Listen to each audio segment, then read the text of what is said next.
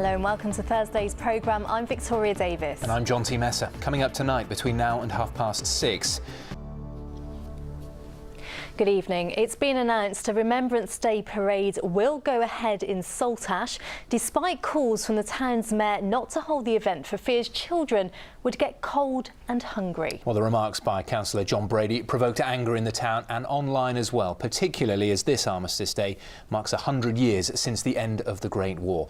Well, Bob Cruz is live in Saltash for us this evening. Bob, quite a backlash to these comments. And later in the programme, we'll be discovering the history of Wincanton and the Great War as a giant poppy of honour. Well, let's turn to other news in the region this evening, and investigations have started into the cause of a large fire in Wadebridge yesterday evening. It took around... The Shadow Chancellor, John McDonnell, has defended Labour's policy to increase taxes on second and holiday homes. And you can see that full interview on tonight's West Country debate at 10:45 p.m, where Mr McDonnell also rejects Theresa May's claim that austerity is over. Now, next on our programme, an acid attack survivor from Truro wants judges to start giving much tougher sentences to offenders who attack others using corrosive substances. Andreas Christophorus was attacked at his home back in December 2014, almost 4 years on, and he's now undergoing pioneering surgery in America to help with his scarring and vision. Grace Pascoe reports. For surgery, and it's been incredible. Andreas thinks judges need to get a lot tougher. I've campaigned for some time.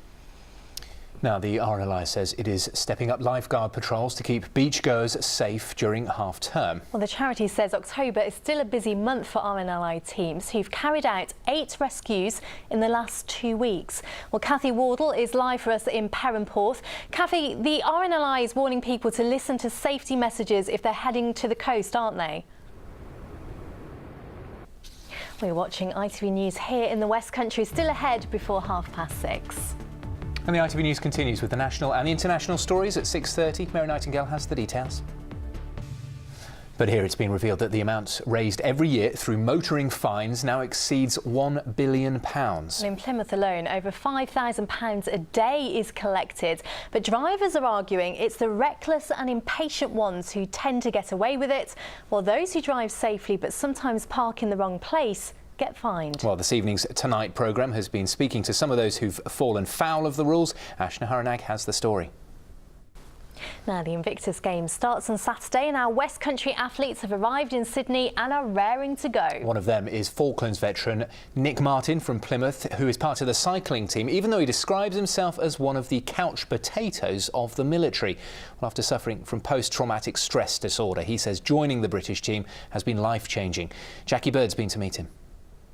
Now, a giant poppy has been made in Somerset featuring the names of the 1.1 million servicemen and women who died in the First World War. The Poppy of Honour is on display in Wincanton and will then tour the county before being put on show in London and Belgium next year. Ben McGrail reports. Now, from star of Absolutely Fabulous to being a former Bond girl, there's no shortage of stories Joanna Lumley has to share as she begins her first live tour to celebrate nearly 5 decades in show business. And she is appearing in Plymouth on the 31st of October and has been chatting about what the audience can expect with our reporter Amy Lee. Big fan of Joanna Lumley, aren't we? Yeah, we are. And someone else we're quite fond of is Charlie with the weather.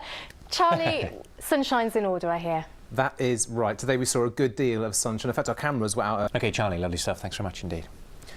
Now, before we go, let's remind you of the main headlines here in the West Country this evening and a remembrance. That brings us to the close of this evening's programme. So it's goodbye from all of us. I'll be back to bring you the late news at 10:30. Well, next, the ITV News continues with Mary Nightingale. We'll leave you here tonight, though, with these live pictures of the sun setting over Perranporth Beach. Good night.